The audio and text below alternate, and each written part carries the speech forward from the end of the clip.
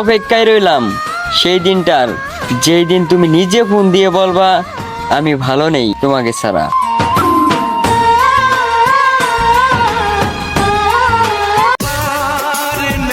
তোমার জীবন চলার পথে আমি ছিলাম সব থেকে বড় বাধা। যাও, আজকে থেকে নিজেকে সরিয়ে নিলাম, আর কখনোই তোমার জীবন চলার পথে বাধা হয়ে দাঁড়াবো না। তবে একটা কথা মনে রেখো, এই দুনিয়ার মানুষ কিন্তু স্বার্থপর।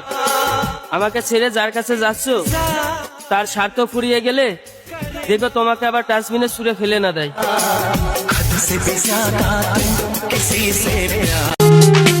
ঠকাইছো তুমি আমায়, আবার তুমি কান্না করো। মৃত্যু মানুষ কখনো জীবিত হয় না, যতই বায়না ধরো।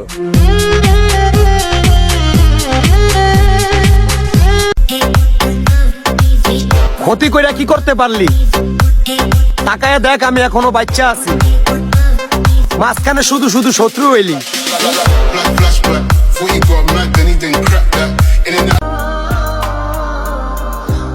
আমার ভালোবাসা একটু অন্যরকমই। তুমি থাকলে যত্ন করে রাখা দিমু, আর না থাকলে আল্লাহর ওয়াস্তে ছাইরা দিমু।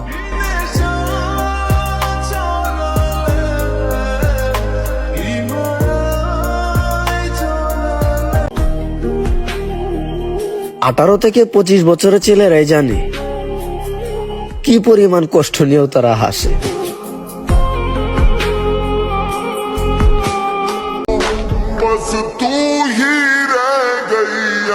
সে আমার হোক বা না হোক, দোয়া করি পৃথিবীর সব সুখ যেন তার হোক।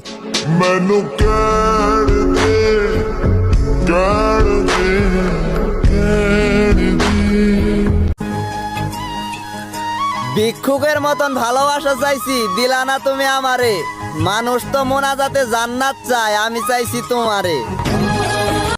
সত্যি বলবো, আমি ভালো নেই। বাহির থেকে অনেক হাসি খুশি, কিন্তু ভিতরে খালি হয়ে আছে। না জানি কতবার একা একা বসে কেঁদেছি, না জানি কতবার নিজেই নিজের উপর বিরক্ত হয়ে চিল্লাচিল্লি করেছি। হ্যাঁ, আমি এটা দুনিয়ার সামনে কখনো প্রকাশ করিনি, কারণ যখনই কারোর সাথে মিশেছি সবসময় হাসি খুশি থেকেছি।